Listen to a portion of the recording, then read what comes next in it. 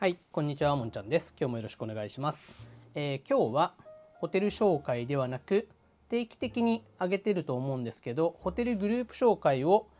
したいと思います。最近ホテルにあまり泊まれてないっていうのもありますし、ちょっとせっかくなんでホテルグループもできるだけ全部制覇しに行ってみたいなっていう思いもありますので、はい、そんな形でホテルグループ紹介したいと思います。あとそれとどうでもいいことなんですけど、ちょっと私ダイエットを始めてまして、今ピークの時から3、4キロ痩せてるんですけど、15キロくらい減らすのを目標にダイエットをしてますので、ちょっとこの動画で、減っていく体重もね感じていただけたらと思います。今日がスタートかな。この1個前の動画がピークなのかなっていう感じがしますので、福岡のホテルが私の体重のピークに人生でなるはずっていう、ホテル紹介と全く関係ない話をし始めたいと思います。では皆さんよろしくお願いします。はい、ではいつものようにホテル紹介はこの後少し画面が、ホテル紹介の画面になり、私はちっちゃく、どっか隅にね喋りながら行こうかなと思います。で、ホテルグループ紹介の時にホテルの、写真とかをね少し後半載せるんですけど、もう少し画像を大きくしてほしいっていうコメントをいただいていたので、1つのホテルにつき2ページぐらい使って、1ページに5枚ぐらいの写真になるように、ちょっと私が気になる写真をチョイスしてますので、少し改善されております。はい、で動画を見てこんな風にしてほしいとか改善してほしい点がありましたらご指摘いただければ、できる限り変更はしていこうかなと思ってます。喋り方とかの癖はなかなか治らないので気をつけてはいるんですけどね、これなかなか難しいですね。で、私は動画を割とカットしない方針で言っているので難しい。なのでねとかとかが重なっちゃう時あるんですけど、これはもうこの動画の特徴としてお許しください。確認して気になることはちょっとずつはね直そうと意識をしてるんですけど、喋り始めるとやはり癖は出てしまうのでごめんなさいっていう感じでお願いします。はい、では早速始めたいと思います。どうぞ。はい、では早速ホテルグループ紹介始めていきたいと思います。今日ご紹介するホテルグループはタイトルを見てから皆様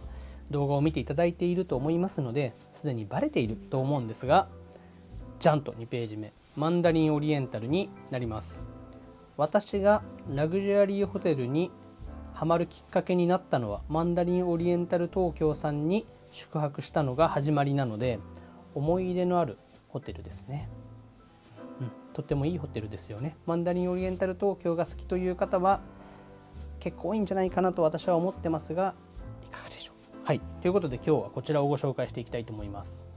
では続いて、はい、まず、マンダリンオリエンタルグループの概要をちょっとご説明したいと思います。マンダリンオリエンタルは本拠地が香港ですね。で、経営はマンダリンオリエンタルホテルグループ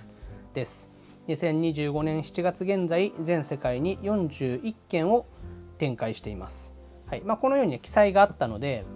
このままかなと。で、ウィーンとドバイが近日中にオープンということなので、2025年中には43件になりそうということですね。私が動画を撮影しているのは8月ですが、8月にオープンするっていうのは私の元には情報が入っていないので、このままじゃないかなと思います。で、2025年フォーブストラベルガイドでは41件中23件が5つ星を獲得しております。これ結構すごいですよね。いやすごいですよね。過半数が5つ星。私が宿泊した感じもホスピタリティに特にねこう重きを置いているホテルの一つかなと思いますので、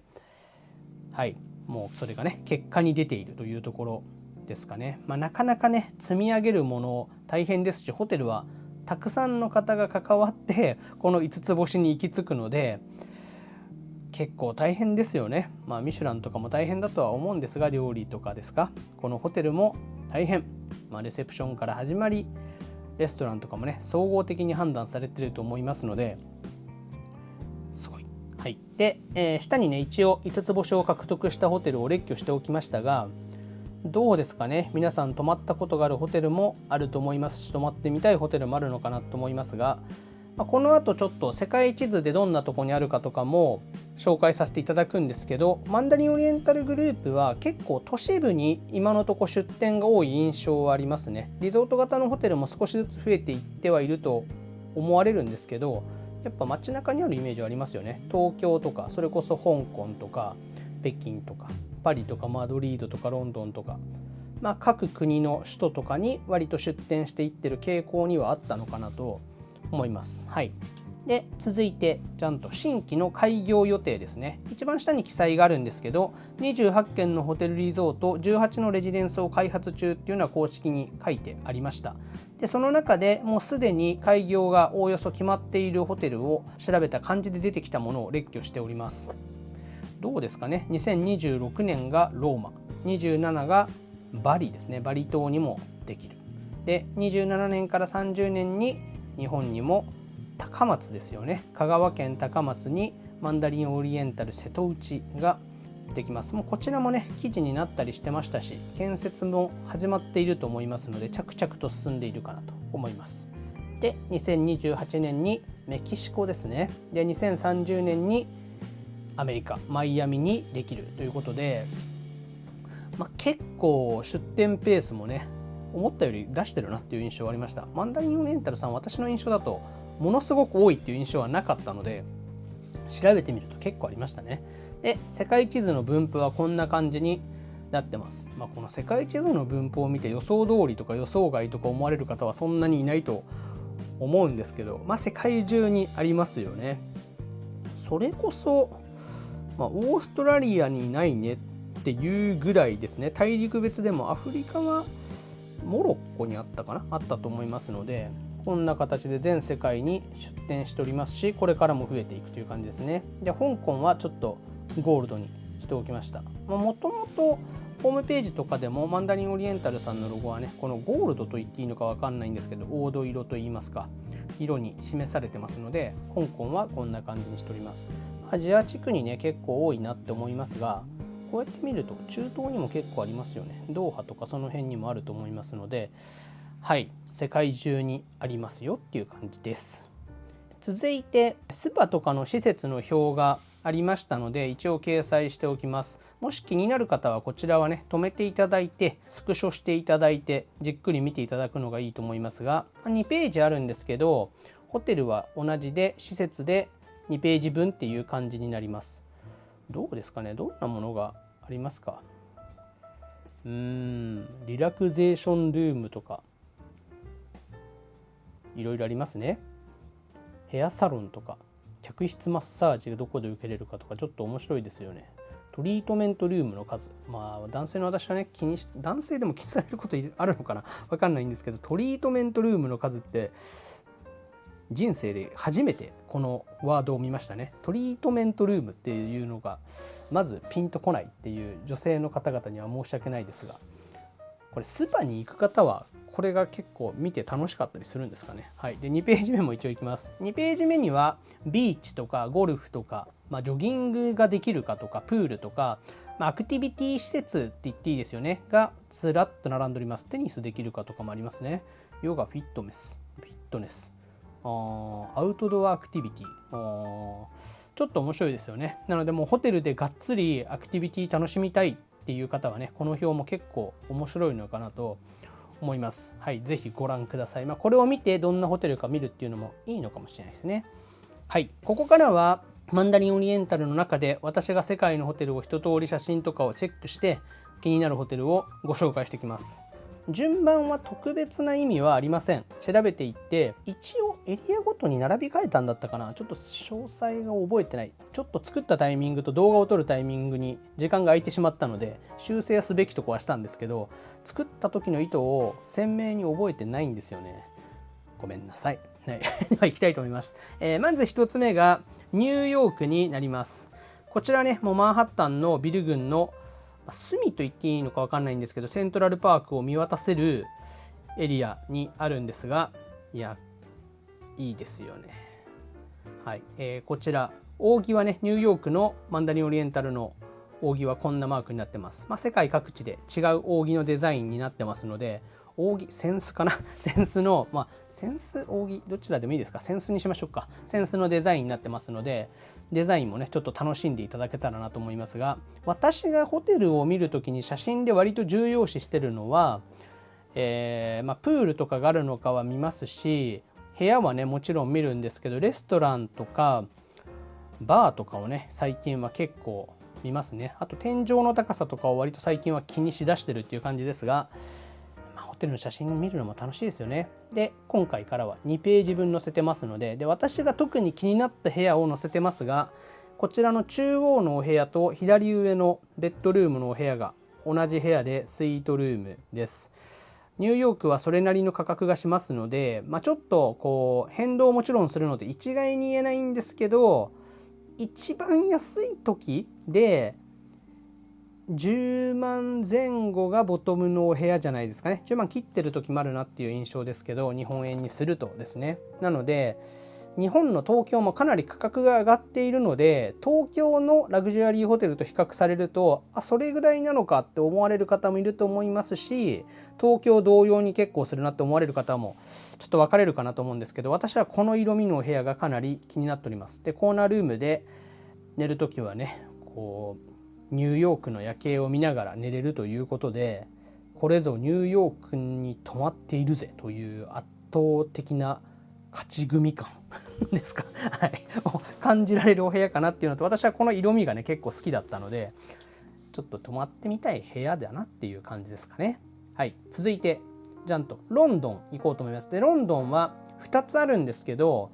こちらハイドパークですかね。どちらも気になったので順番に出ますが、初めに載せるこちらの方がちょっと、外もねクラシカルといいますか、ヨーロッパらしい建物ですね。プールとかはねそんなこともないってなってますけど、でこのバーとかもね、かっこいい。なんかヨーロッパでこういうバーってかっこいいですよね。で右下のもうこのチェスとかもうナイトとかをイメージしたような、これはレストランの個室だと思うんですけど、かっこいいですよね。はい、でお部屋はこんな形でどうですかね。ヨーロッパらしい作りですよね。色味も白壁が割と多くて、はい、お風呂とかもこれは大理石を使ってると思うんですけど、美しい、もうエレガントっていう感じですね。ラグジュアリーっていうよりエレガントの方が言葉的には合ってるような印象が私はありましたね。はい、こちらロンドンですね。で続いてロンドンの、メイフェアですね。こちらもの方が新しいのかな。なので割と近代的な作りを感じるかなっていう気はします。でロンドンは007とか MI6、スパイのところですかの建物とか橋とかが、時計とかが割と絵としては有名なんですけど、今はねかなり近代的な高層ビルも撮る角度によっては増えてきて、それこそ東京の新宿みたいな、新宿副都心のビル群みたいなエリアもあるので、こうクラシカルなエリアと近代的なエリアがだいぶ入り混じってる不思議な街にロンドンもなってってるなっていう気はするんですけど、どちらかというとねそっちの近代的な雰囲気にはまるようなホテルのデザインかなと思います。私はこういうホテルもね好きなので、はい、おしゃれでいいんじゃないかなと思います。プールとかは写真映えですよね。どう見たらかなり眩しいのか分かんないんですけど、かっこいいプールだなと思いました。あとは和食のレストランが結構押されていましたので、真ん中の写真は和食のレストランだったと思いますね。でお部屋はこんな形ですね。基本的には1ページ目をホテルの施設とかプールとかにして、2ページ目をお部屋の雰囲気にしてます。お部屋はあまりねものすごく癖が強くない上品なお部屋かなっていう感じがします。マンダリンオリエンタルさんは割と物としてはあるタイプのお部屋が多いかなって思うんですけど、家具とかをね見るのも楽しくて、東京だとなんかちっちゃくなってるんで私の手の動きがほぼ映ってないと思うんですけど、くねってなったライトですよね。これを日本語で正しく表現するのが難しいんですけど、あれどういうライトって説明すればいいのかな。提灯ちょっとよくわかんないんですけど、はい、こう家具をね見るのも楽しいホテルなので、そんなところも注目して見ていただけるといいかなと思います。あと扇子ですね。はい、こんな感じになっております。で続いてバルセロナですね。実はこれは海外のマンダリンオリエンタルさんを探した中ではピカイチに泊まってみたいマンダリンオリエンタルの一つがバルセロナです。でスペインにちょっとサッカーを遠くなく見に行きたいなと思っていることと、その中でね、マドリードかバルセロナに宿泊するだろうなって思ってるんですけど、その中で探していた時にやっぱいいなと思って泊まりたいホテルの一つです。この右上の写真が多分レストランの、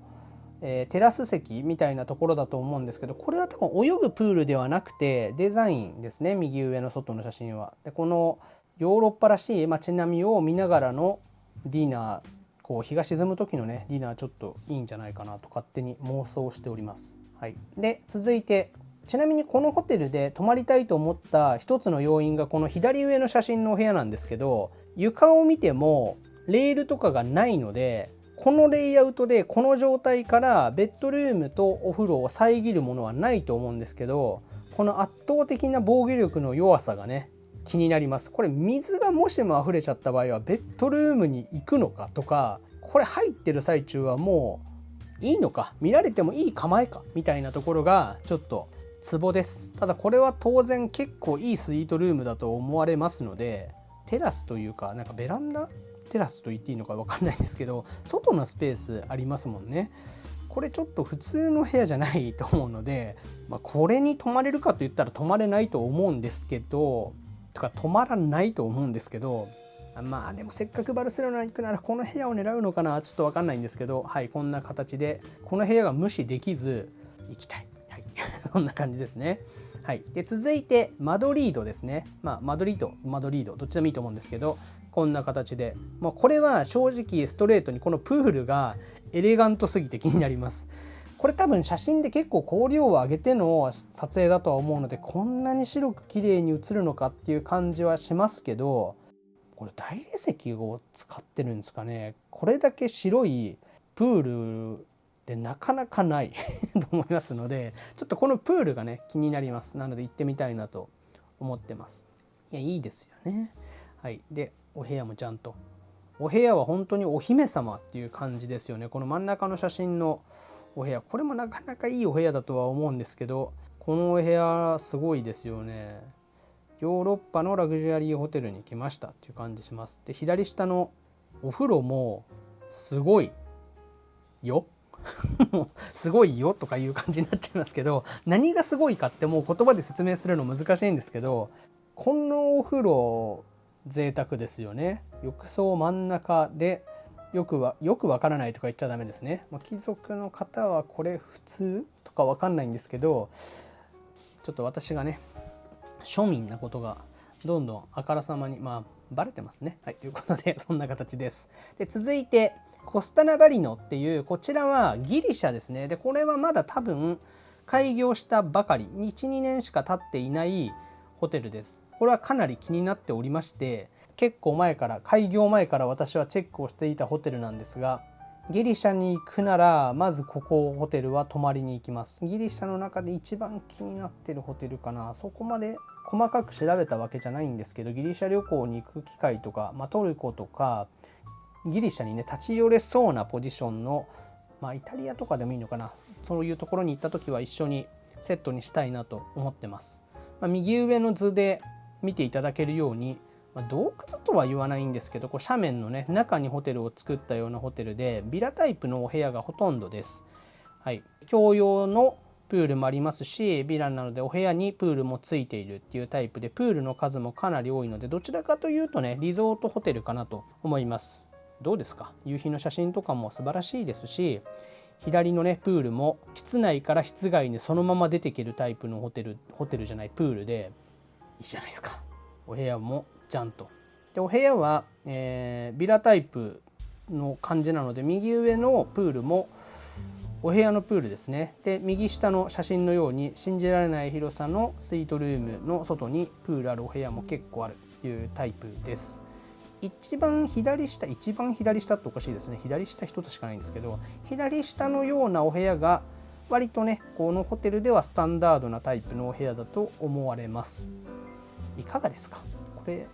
なかなか気になってるんですよね。なのでギリシャに行ってマンダリンオリエンタルこちらに泊まられた方がいましたら、というかマンダリンオリエンタルに海外で泊まられた方がいましたら、私の YouTube のコメントにもここどうだったよっていうコメントいただきたいですし、インスタでね個人的におすすめのマンダリンオリエンタルさんとかあったらぜひメッセージいただきたいなと思いますので、よろしくお願いします。はい、じゃんじゃかいきます。あとねまだ 2,3 件ありますので。続いて深セン、シェンチェンって書いてあります。深センで日本ではいいかなと思うんですけど、中国の中では IT の街ですよね。なので近代的な建物がかなり建っているエリアですが、こちらにマンダリンオリエンタルさんあります。フォーブスでも5つ星を取ってるホテルですけど、シンプルにねお金がかかっていて美しいということと、私は高層階のホテルは大好物ですので、そういうところも結構魅力です。あとは建築美といいますか、美術館のような楽しみ方もあるホテルかなというのが写真から見た印象ですかね。プールも素敵ですし、真ん中の下の左のガラス張りのような空間、これはモニュメントみたいな形なのか何なのかはちょっと分かんないんですけど、こんなのもあってちょっと見るの楽しそうですよね。はい、お部屋はこんな形で高層階のお部屋になってます。割とねシティ型のシンプルな作りのデザインかなと思いますし、家具もシンプルにまとまってるかなと思うんですけど、いいですよね。日本では建築基準法とか、地震があるとかで建てれない建物とかも海外ではね建てれたりするので、そういうのも海外で建築的に楽しむ一つの楽しみかなと思ってますね。はい、続いていきたいと思います。続いて台北ですね。こちらは私宿泊をしたことがあるので、それも含めて良かったのもありますし、デザインとか内装がね結構私は好きでおすすめですということで、台湾に行かれる方はぜひご検討いただいていいんじゃないかなと思います。外観も素晴らしいですね。台北の中では少し浮くぐらい美しいヨーロッパのねクラシカルな建物のような建物なんですけど、中も天井が高くて、贅沢だなっていう感じはしてます。アフタヌーンティーとかのスペースも素敵なので、曲線を使ったソファーが結構多くて、色味も結構好きな色が私は多くて、ティファニーブルーとかちょっと癖のあるブルーとかを使ってることが多くて、色もタイプだったんですよね。はい、でお部屋はこんな形で、私は泊まれなかったんですけど、左上のホテルのじゃない部屋の色味が私はかなり好きで、この部屋を狙って予約をしたんですけど違う部屋だったっていうイレギュラーなんですけど、この部屋は多分ボトムの部屋より一つ上くらいだったかなと思うんですけど、そんな形です。台北のマンダリンオリエンタルさんは3万円中盤から後半から5、6万のあたりで変動するイメージでボトムの価格が動いてるんですけど、そんな形ですね。こちらはねちょっと行ったので知識が詳しくなるんですけど、またもしよかったら YouTube でも上げてると思うのでご覧いただいたらより分かりやすいんですけど、クラブラウンジもありますので、しかもクラブラウンジが割とつけても差額がものすごい差額にならない感じなのでね、こちらはクラブラウンジもつけるのを私はおすすめしてますけど、素敵なホテルでしたね。台湾とかだと屋台に行きたいとかっていう方はね、ホテルに全然食事で滞在しないってこともあると思いますので、そういう場合はねつける必要もないかなと思いますけど、はい、そんな形になります。続いて東京ですね。こちらはなってたって私がラグジュアリーホテルにハマったホテルですし、今後もね何度も行くことになるホテルではないかなと思います。コロナ禍の最中は結構ね宿泊したホテルなのでやっぱ好きですね。あとは行った方もいると思います。写真を見て行きたいなと思ってる方もいると思うんですが、この天空のスパみたいなやつですよね。右のスパ写真ですけど、スパもこちら素晴らしいので、男性の方は女性にプレゼントとかでねスパの利用をプレゼントするのとかもおすすめなスパじゃないかなと思いますので、いろいろな利用の仕方があるかなと思いますし、東京はね優秀なレストランもたくさん入ってますので、センスさんとか、かなり有名じゃないかなと思いますので、レストランだけね利用するのも日本にお住まいの方はいいんじゃないかなと思います。お部屋も一通り写真を載せましたが、私は泊まったことのあるお部屋ももちろんあるんですけど、真ん中の写真とかはねスタンダードなお部屋だと思いますし、左のお部屋はコーナースイートみたいな、コーナールームとコーナースイートあったと思うんですけど、マンダリンコーナースイートみたいのがあったのかな、はいと思います。で右のお部屋は泊まったことありませんが、すごい部屋ですね。もうこういうのは海外のご要人の方とか、本当にね優雅にホテルを使われる方が泊まるのかなと思いますが、正直ここまでのリビングスペースは私がホテルで滞在して必要性を感じたことがないので、すごいなとは思いますけど、泊まりたいなと思うかっていうとまた別なんですけど、このヒノキだと思うんですけど、こんなお風呂の部屋があるんだということで、プレジデンシャルスイートみたいなやつですよね。そんな形です。こんなすごい部屋もあるんですねっていうんですけどね。東京もおすすめですね。素敵なホテルだと思います。はい。で、最後にじゃんと、こちらが、今年開業予定のドバイダウンタウンです。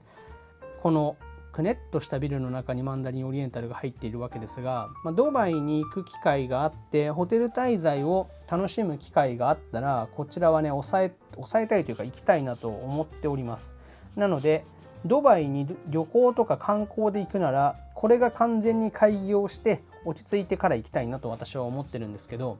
こんな形です。でまだこうイメージ写真がほとんどなので実際の写真ではないと思うんですけど、こんな形になってます。お部屋がこんなイメージなんですけど、圧倒的に一番大きくした写真のこのお部屋の色味がドストレートに私のツボに入っております。このね色味のお部屋は泊まりたいんですけど、このお部屋も調べた感じいいスイートな感じでしたので、ちょっとね価格帯不明なのでまだ何ともコメントしづらいところですが、このホテルに泊まるなら私はこの部屋を狙いたいなと思ってます。いやいいですよね。このセンスいいですよねとかおこがましいんですけど、この色味は私は結構好きなので、はい、そんな形ですかね。はい、ということで、今日はね、こんな形でマンダリンオリエンタルさんをご紹介してきました。もう今日は小さいまま駆け抜けます。私がちょっとね適当な姿勢で、顔を大きくして喋る姿勢じゃなく緩く喋り始めてしまっているので、このまま行こうと思いますが、どうですかね皆様。マンダリンオリエンタルは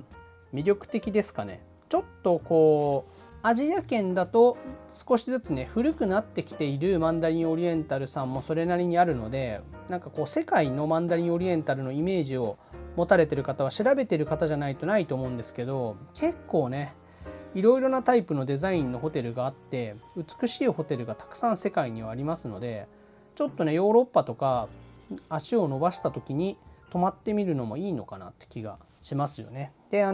本ではやっぱりホテルグループ、クレジットカードとかもあるので、ヒルトングループとかマリオットグループとかがやっぱり人気はより強いと思うので、こういうところをね、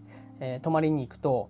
何でしょう、人が少ないっていう言い方がいいのか分かんないですし、ホテル好きな方は世界中にたくさんいますので、なんかこう日本の方は割と少なくなりがちだと私は思うんですよね。マンダリンオリエンタルさんを世界で泊まったりするとですかね。なのでそういう海外らしさを味わうという意味でも